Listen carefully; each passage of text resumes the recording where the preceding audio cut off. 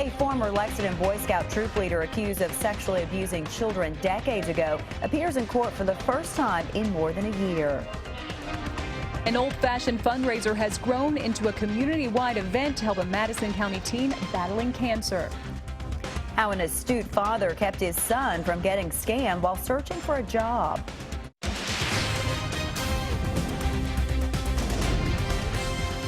This is WKYT News at 5:30. Good evening to you and welcome to WKYT. For the first time in a year, an elderly Lexington man accused of sexually abusing children in the 1970s appeared in court today. Police say 78-year-old Jerry Cassidy and his twin brother Jack sexually abused kids during their time as Boy Scout troop leaders. Jack Cassidy has already been sentenced in the case, while Jerry's trial has been delayed several times, including again today. Caitlin Sentner has more in our top story at 5:30. I want to make sure you can hear me. Can you hear me? Hey there. This is the first we're seeing Jerry Cassidy in more than a year's time, and almost 2 years after he and twin brother Jack Cassidy were arrested on child pornography charges. Are you Jerry Cassidy? Yeah.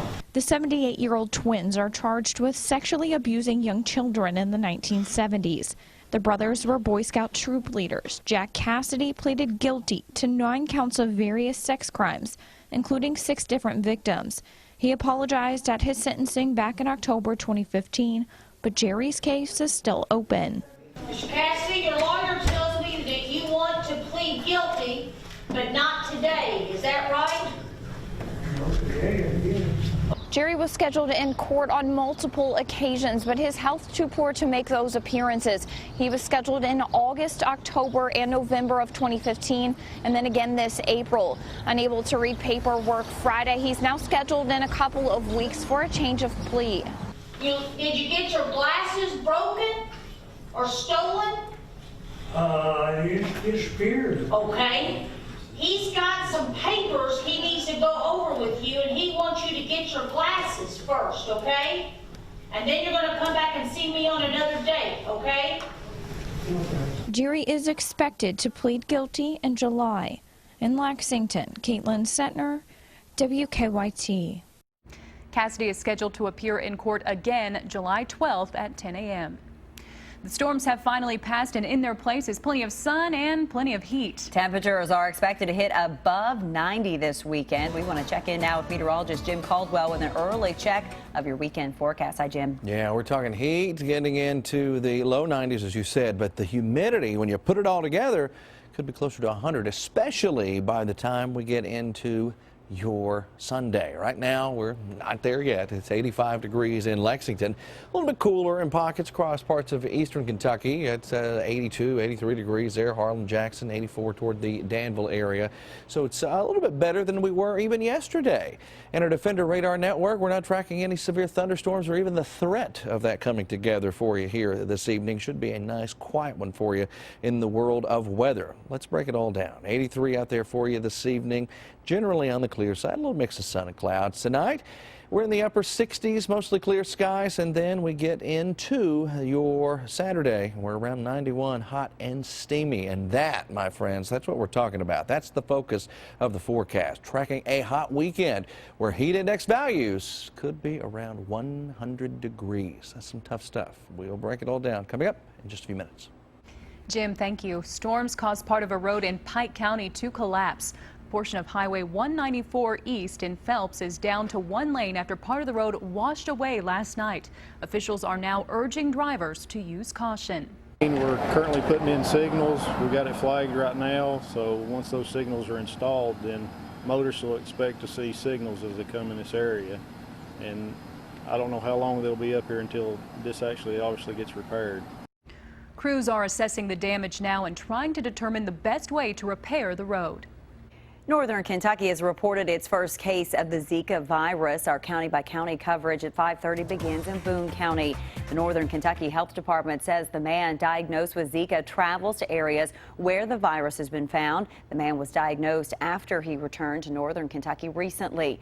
According to the CDC, 820 cases of the Zika virus have been reported in the U.S., 6 here in Kentucky.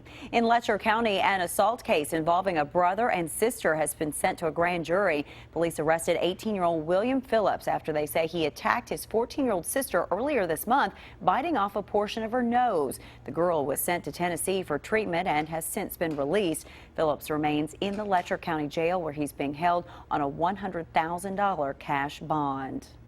The Richmond community is once again rallying behind one of their own.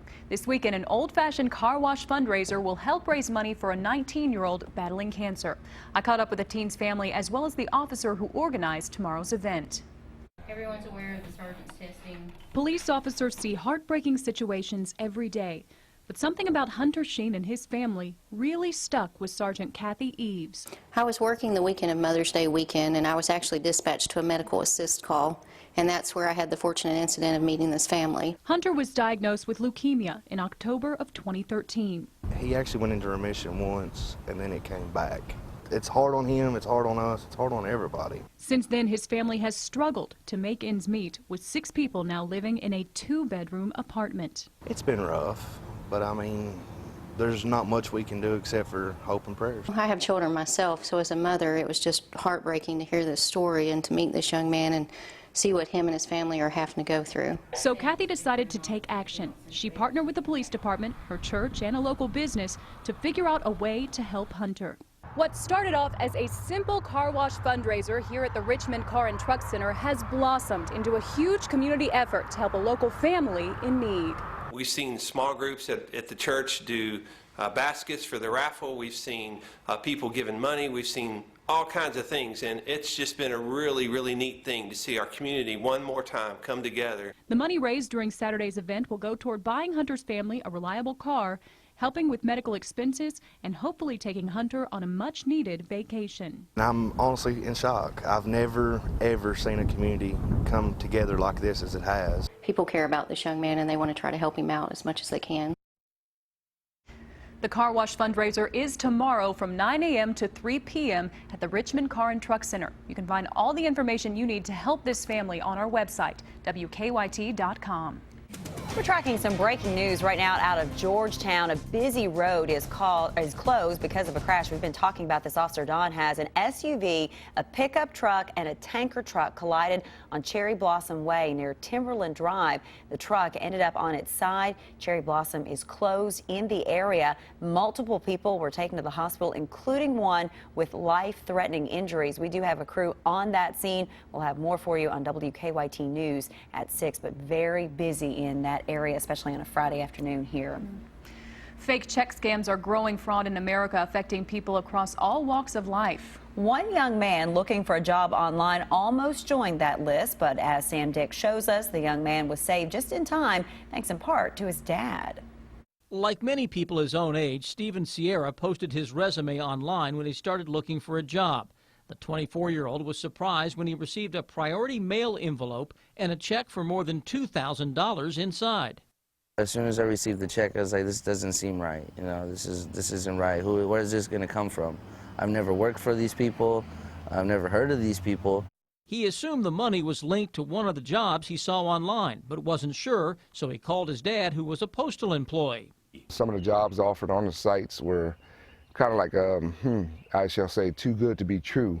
And it sounded too good to be true, and that's where we think, you know, this all came about. His father did a little research and took the check to the bank, where he learned it was counterfeit. A lot of these scams have been around for decades. They're just getting a little bit more sophisticated because as technology is changing.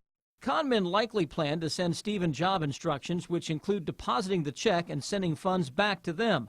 The counterfeit check usually is not discovered for up to 14 days after money has already been sent, and victims are on the hook for the losses. Fortunately, that didn't happen here. It was good that this young man felt comfortable enough to go to his father and say, this looks a little off. Postal inspectors say, do your due diligence. Make sure it makes sense, make sure that the qualifications make sense, even the payment, even what they're willing to pay you. Instead of using online sites and search engines, I would rather do interviews face-to-face now. And that was our Sam Dick reporting. If you don't personally know the source of a check you receive and feel something may be wrong, take that check to a bank. They can try to verify some banking information before it goes through the system. Kentucky pays up to the group behind the upcoming Ark encounter. That story in 6 minutes on WKYT. I'm Bill Bryant. Lexington seems to be weathering the economic situation well. We'll preview Kentucky newsmakers and tell you why a former presidential candidate is in the state. The bottom line is ahead. What did that? Lexington police are searching for 3 men in connection to a string of thefts at music stores. That story coming up on WKYT News at 6. Central Kentucky's economy looks to be on the upswing. And President Obama is responding to the Brexit. Bill Bryant has more in today's Bottom Line. Good evening. How is the economy going in Central Kentucky? A business consultant who is serving as the chairman of the Board of Commerce Lexington is weighing in on how things look right now. Alan Stein, who is also the founder of the Lexington Legends and a longtime businessman, advises businesses now around Kentucky and in some other states. And during an interview for this weekend's edition of Kentucky Newsmakers, he says the economy is robust and is improving. I think Lexington and Central Kentucky are what we might call recession resistant, and it's because of the diversification of our economy. We do have a wide and varied range of opportunities for business and success here, and so when one does falter, it can be picked up. Stein says Kentucky really needs to focus on developing a quality workforce. Also on Kentucky Newsmakers, Lexington Bluegrass Association of Realtors President Carl Tackett talks about home sales. Kentucky Newsmakers airs Sunday morning at 6 on WKYT. It repeats Sunday at 10 a.m. on the CW Lexington. President Obama is calling both the European Union and the United Kingdom indispensable partners to the U.S. That's despite Britain's vote to leave the EU. Today, the president tried to reassure the world that Washington and London can continue to have a strong relationship despite his previous urgings that the UK remain in the EU. World leaders tried to help stabilize markets after the decision left investors reeling today. Senator Rand Paul is holding a fundraiser in Louisville tonight with former presidential candidate Carly Fiorina as the main attraction. Paul is hoping to raise some cash for his fall campaign, and recent reports show his failed presidential campaign still owes some former vendors and staffers. The first-term Republican senator is facing Democratic nominee Lexington Mayor Jim Gray in the November election. Much more on the Brexit vote coming up shortly on the CBS Evening News right here. Enjoy your weekend. Bill Bryant, WKYT. Bill, thank you. Kentucky is paying $190,000 in attorney's fees to the group behind the Ark encounter. A federal court filing last month ordered the state's tourism cabinet to pay that amount after losing a federal ruling that awarded a tourism tax incentive to the Ark encounter. Officials under former Governor Steve Beshear rejected the project's application for the tax break in 2014. The Ark encounter opens to tourists July 7th. Lexington's newest outdoor summertime concert series is back tonight. Lakeside Live runs Friday and Saturday nights through August over at Lexington Green. The concert series kicked off last weekend. It starts tonight at 6 with the group Them Hamilton Boys. Now, your hour-by-hour forecast with meteorologist Jim Caldwell. And the weather should be pretty decent for it, especially if we can ever get the clouds to thicken up a little bit more and get the sun off of you. That has been the thing today, a little more sunshine as opposed to those showers and thunderstorms that we had out there. And you can see the sun peeking through those clouds right now here in Lexington, where it's 85 degrees with the feels-like temperature of 87. Now, the fun thing is about all this, our winds are coming in out of the north, and normally that means a nice, drier air mass. We're just not catching it. There's just a lot of humidity around, a lot of juice everywhere to keep us on the more humid side. Gets even worse, though, as we progress into the weekend. Right now, running in the low and mid-80s. It's 84 just down the road into Richmond. If you look toward Danville, 82, 86 into Middlesboro. So plenty of warmth. Yesterday, we were in the low 90s in a lot of these same locations, so we have watched those temperatures swing quite a bit to a more pleasant level. This is easier to deal with. But when you throw in more humidity, like we're going to this weekend, it's not going to be very nice at all. Saturday, I backed it off a little bit. We had tropical possibility. We're going to be in the mid-60s with our dew points, maybe some upper 60s late in the evening, past the peak of the heating, which we always go up late at night anyway. So backed it off to the oppressive level. If you can handle that, we get into Sunday and Monday, though, and it's right back up there into the tropical feel. That is when you know it's nasty. What we have here is just tracking the humidity. Everywhere where you see green color indicates that there's going to be a lot of juice in the atmosphere. But where it starts to get a little bit darker, those are going to be the pockets of the really tough stuff. And that shows up around here as we get into your Sunday. See those darker greens? That's the most humid air that we have anywhere around us at that point. So it's that tropical feel that kicks it into high gear. When we have high dew point values and you throw those together, because it's all about the humidity, when you throw that together with temperature, it makes it feel close to 100 degrees. That's what we will feel here on Sunday. So a lot more heat and humidity to get through as we head into the latter part of the weekend. Here's the hour-by-hour run. A few showers possible out there this evening. We've tracked a couple of them, most of them dying out, though. We get into your Saturday. We likely end up for daytime highs in the low 90s there. You can see them showing up everywhere. This is the actual air temperature. Heat index will be just slightly above that on Saturday. We go rolling into your Sunday. That's going to be the day where we track showers and storms and more of the heat and humidity. These are actual air temperatures showing up around here in the mid-90s. Mid-90s pretty common everywhere you look. Now, if you get caught under one of the showers or storms, naturally it's going to feel a whole lot better. Here we go off to our 7-day forecast where we are tracking that heat and humidity through the weekend. Shower and thunderstorm chances. And shower and thunderstorm chances become even more common as we go rolling into next week, guys. It's a daily threat there, starting with your Sunday chance, which kind of rolling back in here. So we'll get a couple of dry days and one nice one. That's today. Sad to think when you're talking between 91 and 94 that 91 is the better of those 2 days. 91 spectacular, yeah. All feels the same, though, at that point. It sure does. Jim, thank you. Okay. There's a collision on Richmond Road near the water company. It's just before the circle the police are working, and still slow on Cherry Blossom near Toyota.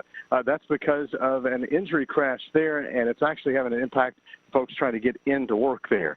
Just cleared 75 near the 110. Both lanes are now open. Drive times, Nicholasville holding about 15. The Versailles, we look okay. Now back to you in the studio. For one Wildcat, it became a long waiting game last night. Well, it sure did for Scal. He talks about his strengths going into the NBA. And Jamal Murray came away a lottery pick as expected. He sure appreciated the support in his one season at Kentucky. Sports is next.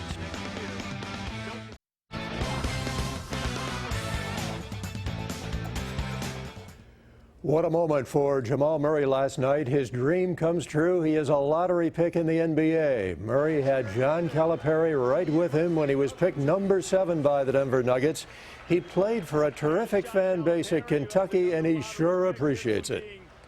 Yeah, they've been crazy. They've the best fans. They know how to root for their team and for their state. So, lucky to have gone to Kentucky and then gone to seen that part of college with all those fans, rooting for you and liking you. So hopefully they still like me when I'm in Denver. Scal Labissiere had to feel a sense of relief after sliding down to the 28th pick by the Suns and then traded to the Sacramento Kings. Scal showed he had a good jump shot but had trouble with his back to the basket. He described himself in one word last night. Very versatile player. I'm very, very versatile, very skilled. I believe in my skill set. Somebody that's going to be confident coming in, ready to go to work.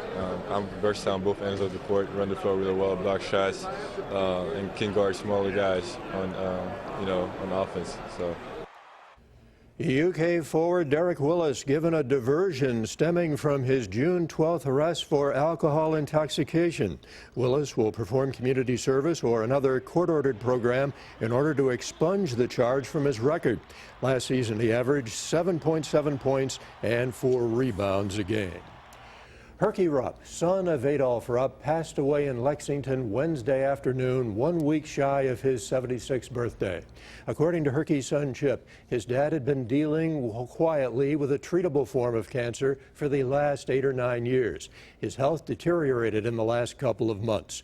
Herky Rupp played at Kentucky for 3 seasons from 1959 to 1962, appearing in 14 games. After graduating from UK, Herky was a high school coach, successful stints at Lafayette, Shelby County, and at Atherton before concentrating solely on teaching and raising cattle on the family farm.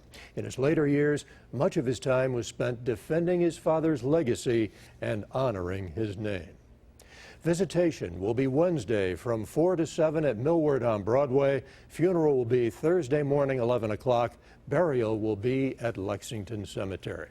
Mitch Barnhart in a statement today calling Herky an important part of the UK family for decades and an invaluable supporter of men's basketball. We'll be right back.